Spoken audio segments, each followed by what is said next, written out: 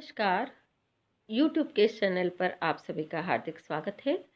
पिछले वीडियो में हमने नीति शतकम के 94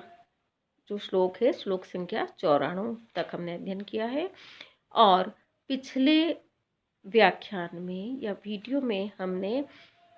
पुरुषार्थ और भाग्य दोनों की महत्ता से संबंधित श्लोकों का अध्ययन किया है। महाकवि भर्तृहरि ने जहाँ भाग्य को महत्व दिया है, वहाँ पुरुषार्थ को भी उतना ही महत्व दिया है और साथ ही व्यक्ति को सत्कार्य करने चाहिए, सत्कर्मों पर विशेष बल दिया है। अब आज हम 95वें श्लोक से श्लोकों की व्याख्या को प्रारंभ करेंगे। 95वां श्लोक आप सभी की जानकारी के लिए मैं बता दूं कि हमारे कोर्स में नहीं है, आप इसे काट दीजिएगा। 96वें श्लोक से हम प्रारंभ करते हैं। गुणवत अगुणवत वा कुर्वता कार्यम आदौ परिणतिः अवधार्या यत्नतः पंडितेन अतिरभस्कृतानां कर्मणाम आविपत्तेः भवति हृदयदाही शल्यतुल्यो विपाकः। यहाँ कवि ने एक शाश्वत सत्य का उद्घाटन करते हुए कहा है कि व्यक्ति को हमेशा सोच समझकर विवेक पूर्वक किसी भी कार्य के बारे में, उसके परिणाम के बारे में सोच समझकर ही उस कार्य को करना चाहिए। यहाँ महाकवि भर्तृहरि कहते हैं कि मनुष्य को गुणवत अगुणवत वा, गुणवत से तात्पर्य अच्छा, अगुणवत बुरा, अच्छा या बुरा, हितकारी या अहितकारी, शुभ या अशुभ, कोई भी कार्यम कुर्वता, कार्य को करने से आदौ, आदौ यानी पहले, यत्नतः, यत्नतः यानी प्रयास पूर्वक, पंडितेन विद्वान व्यक्ति के द्वारा, बुद्धिमान व्यक्ति के द्वारा, बुद्धिमान मनुष्य के द्वारा या विद्वान मनुष्य के द्वारा, आदौ, आदौ यानी सर्वप्रथम, कार्यम कुर्वता, कार्य को करते हुए, गुणवत अगुणवत वा, उसके गुण या अवगुण, अच्छा या बुरा, कोई भी कार्य को करते हुए, आदौ सबसे पहले, यत्नतः प्रयास पूर्वक, परिणतिः अवधार्या, उस कार्य के परिणाम को जान लेना, अवधार्या जान लेना चाहिए। तात्पर्य यह है कि बुद्धिमान मनुष्य यदि किसी कार्य को प्रारंभ करता है तो सदैव उस कार्य का भावी क्या फल होगा, क्या परिणाम होगा, उसके परिणाम के बारे में, अच्छा या बुरा जो भी परिणाम होता है उसके बारे में जरूर विचार कर लेना चाहिए और उसके बाद ही उस कार्य को से प्रारंभ करना चाहिए। अतिरभस कृतानाम, अतिरभस यानी अत्यधिक शीघ्रता में किए गए, कृतानाम किए गए, कर्मणाम, कर्मणाम यानी कार्यों का, विपाकः, विपाका यानी फल, विपत्ति, विपत्ति अर्थ या मृत्यु अर्थ में आया है, मरण पर्यंत, शल्य तुल्यो, शल्य के समान, कांटे के समान, हृदय दाही भवति, हृदय को जलाने वाला होता है। जैसे कांटा अगर चुभ जाए तो हृदय में पीड़ा पहुंच जाता है, हृदय को जलाता है, तो वैसे ही बिना विचारे किया गया जो कार्य है वो मरण पर्यंत तक, पूरे जीवन भर, जब तक वह जीवित रहता है तब तक व्यक्ति को कष्ट पहुंचाता है, पीड़ित करता है और सालता रहता है, शल्य के समान, कांटे के समान उसके हृदय को जलाता रहता है, हृदय में वो चुभता रहता है। ऐसा कार्य जिसका कि परिणाम उसे बुरा भोगना पड़ा हो, कभी उसे वो भूल नहीं पाता है। तो कवि यह कहना चाहते कि व्यक्ति को कोई भी कार्य सोच विचार कर, विवेक पूर्वक चिंतन करके, उसके परिणाम और फल के बारे में अच्छे प्रकार से जानकर ही उस कार्य को करना चाहिए। और जैसा कि हमने हिंदी में भी सुना है, बिना विचारे जो करे सो पाछे पछताए, ऐसे ही नीति शतकम में ही स्वयं कवि ने कहा है, विवेक भ्रष्टानाम विनिपातः शतमुखः। तो भारवी कहते हैं अविवेकः परम आपदाम पदम। तो इन सूक्तियों को भी हम यहाँ इस श्लोक की व्याख्या में उद्धृत कर सकते हैं कि अविवेक परम आपत्तियों का, आपदाओं का स्थान है, और जिसका जो विवेक से भ्रष्ट हो गया है तो उसका पतन जो है, अधोपतन सैकड़ों प्रकार से होता है। तो हमेशा व्यक्ति को सोच समझ कर कार्य करना चाहिए। अब अगला श्लोक देखिए 97। स्थाल्यां वैदुर्यमय्यां पचति तिलखलं चांदनैः इंधनोगैः सौवर्णैः लांगल अग्रैः विलिखति वसुधाम् अर्कतूलस्य हेतोः छित्त्वा कर्पूरखण्डान् वृत्तिम् इह कुरुते कौद्रवाणां समन्तात् प्राप्य इमां कर्मभूमिं न भजति मनुजो यह तपः मंदभाग्यः। यहाँ कवि कहते हैं इस पृथ्वी पर मनुष्य रूप में जन्म लेकर जो व्यक्ति अपने मानव जीवन को सार्थक नहीं कर पाता है, शुभ कर्म नहीं करता, तपस्या आदि पवित्र कार्य पुण्य कार्य नहीं करता है, तो उसका जीवन ही निरर्थक है। जो भी वह प्रयास करता है वो उसी प्रकार के हैं जैसे कि तीनों पंक्तियों में कवि ने उदाहरण दिए हैं। तो आप देखिए पहले, यह जो मंद भाग्य है, जिसका भाग्य ही मंद है, अल्प हो गया है, अभागा है, भाग्यहीन है, तो जो मंद भाग्य वाला या अल्प भाग्य वाला या भाग्यहीन पुरुष इमाम कर्म भूमि, इस कर्म क्षेत्र को प्राप्त करके, मनुज मतलब मनुष्य, यह मनुज है, यह मंदभाग्य मनुज है, जो भाग्यहीन मनुज व्यक्ति इमाम कर्म भूमि, इस कर्म क्षेत्र को प्राप्त करके, मनुज यानी मनुष्य इस कर्म क्षेत्र को प्राप्त करके तपः न भजति, तप नहीं करता है, तपस्या नहीं करता है, तपादि पुण्य कार्य नहीं करता है, वह वैदुर्यमय्याम स्थाल्याम, वैदुर्यमय्याम वैदुर्यमणि से बनी हुई, वैदुर्यमणि से निर्मित स्थाली में, बटलोही या आप कह सकते हैं पतीली या किसी पात्र में, तिल खलम चांदनेह ईंधन ओगेह, चांदनेह ईंधन ओगेह, ओगिनी समूह, चंदन के ईंधन समूह के द्वारा, चंदन की लकड़ियों के द्वारा, चंदन के ईंधनों के द्वारा वैदुर्य मणि से निर्मित बटलोही में या पतीली में तिल खलम पचती, तिल खलम, तिल के खलों को, तिल का जो निरर्थक जो भाग है, खल है, छिलका है, उसको पकाता है। सौवर्णी लांगल अग्रेह भी लिखती, सौवर्णी स्वर्ण से बने हुए, लांगल मतलब हल, हल के अग्रभाग से, फाल से, वसुधाम भी लिखती, वसुधा को जोतता है। अर्क तुलस्य हेतु, अर्क तुलस्य, अर्क यानी आग, आग की तूल यानी रुई, आग की रुई के हेतु मतलब लिए, हेतु के योग में तुलस्य में षष्ठी है, हेतु में भी षष्ठी है यहाँ। तो अर्क तुलस्य हेतु, आग की रुई के लिए ऐसा मनुष्य, ऐसा भाग्यहीन मनुष्य, सुवर्ण लांगल अग्रेही, सोने से बने हुए हल के, लांगल हल के अग्रभाग से, उसकी फालों से, वसुधाम विलखती, वसुधा को, पृथ्वी को जोतता है। छित्त्वा कर्पूर खंडान वृत्तिम इह कुरुते कौद्रवाणाम समन्तात, कर्पूर खंडान, कर्पूर के टुकड़ों को, छित्त्वा मतलब काट कर, छोटे छोटे करके काट कर, यहाँ इस पृथ्वी पर वह मनुष्य कौद्रवाणाम समन्तात वृत्तिम कुरुते, कौद्रवाणाम, कोद जो है एक निकृष्ट प्रकार का अन्न है, तो कोदों के समन्तात यानी चारों ओर, वृत्तिम कुरुते, वृत्तिम कुरुते बाढ़ बनाता है।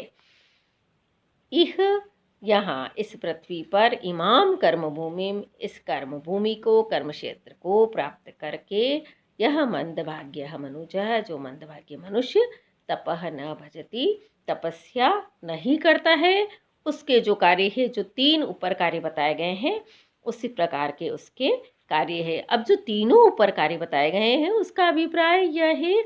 कि बहुमूल्य वस्तुओं को व्यक्ति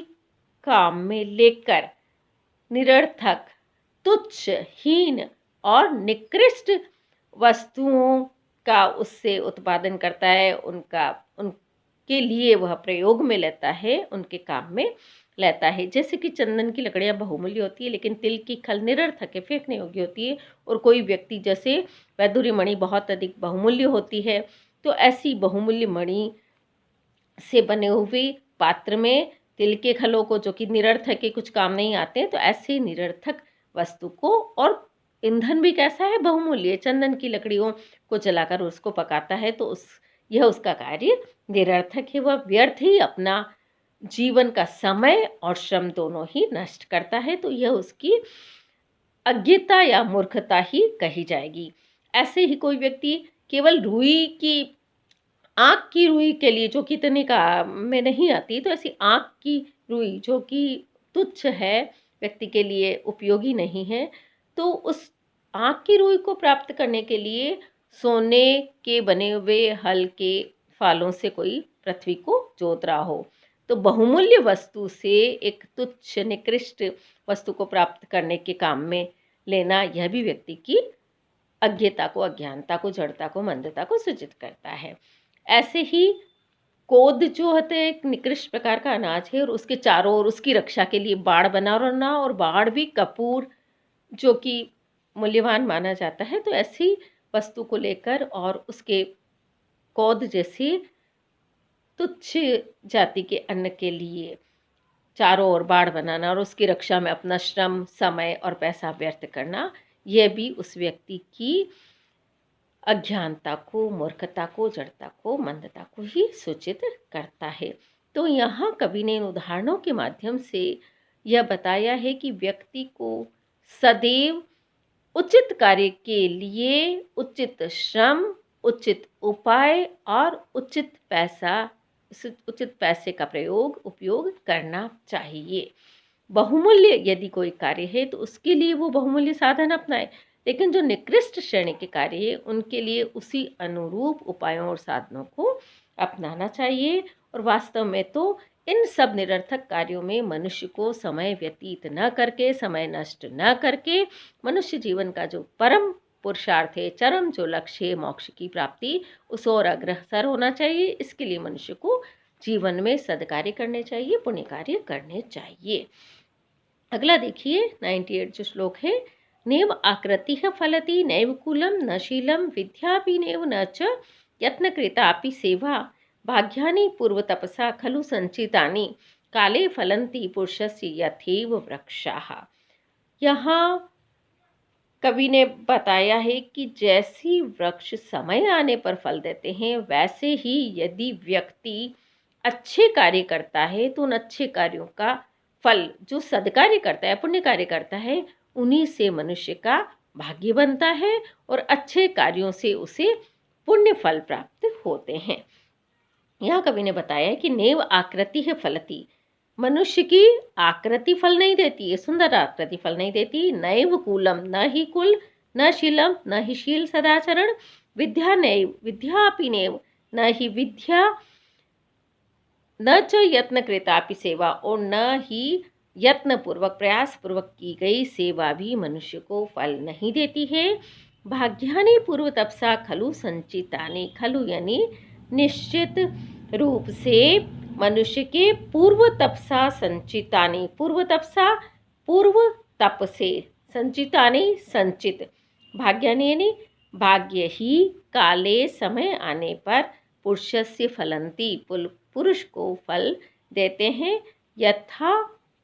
जैसे कि यथा एव वृक्षाः, जैसे कि वृक्ष, यथा एव, यहाँ आप देखिए वृद्धि संधि हुई है,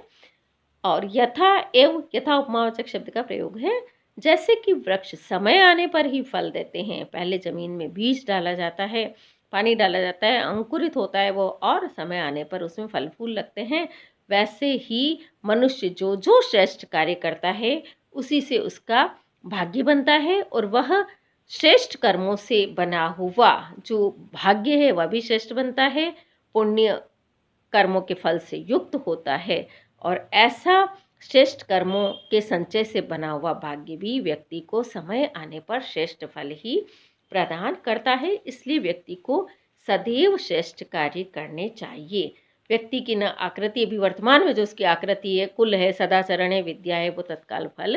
नहीं देती है, उससे मनुष्य का भाग्य बनता है उन संचित कर्मों से, और आगामी जन्म में उसे उस कर्मों का फल मिलता है। तो सदैव व्यक्ति को तपस्या आदि पुण्य कार्यों को करना चाहिए। अगला श्लोक देखिए, मज्जतु अंबसी यातु मेरु शिखरम शत्रुन जयतु आहवे वाणिज्यम कृषि सेवने च सकला विद्या कला शिक्षतु आकाशम विपुलम प्रयातु खगवत कृत्वा प्रयत्नं परम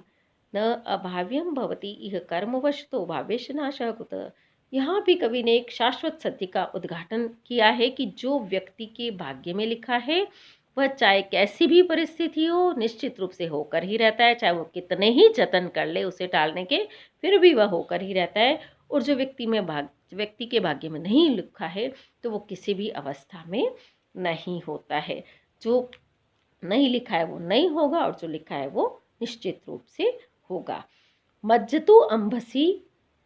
व्यक्ति चाहे अंबसी मज्जतु, जल में उतर जाए, पानी में डूब जाए, जल में चला जाए,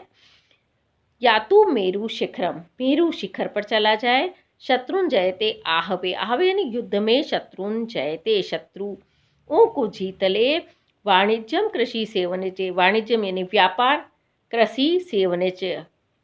कृषि यानी खेतीबाड़ी का कार्य, सेवन यानी सेवा का कार्य, शकला विद्या और समस्त विद्या जो वेद वेदादि समस्त विद्याएं हैं, कलाएं जैसे नृत्य शिल्प चित्र आदि जो कलाएं हैं, मूर्ति कला आदि, तो वेद वेदांग उपनिषद पुराण आदि जो सारी विद्याएं हैं, नृत्य शिल्प आदि कलाएं हैं, सभी कलाओं में शिक्षा प्राप्त कर ले, सभी को सीख ले।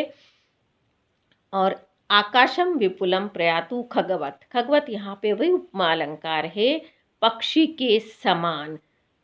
विपुलम आकाशम प्रयातु कृत्वा प्रयत्नम परम, परम प्रयत्नम कृत्वा अत्यधिक प्रयास करके, कृत्वा यानी करके, विपुलम आकाशम प्रयातु, विपुल का अर्थ है विस्तृत विशाल आकाश में, प्रयातु यानी चला जाए पहुंच जाए।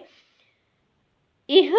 इस भवती, इह दीर्घ संधि हुई है यहाँ, भवती प्लस इह मतलब इस लोक में इस संसार में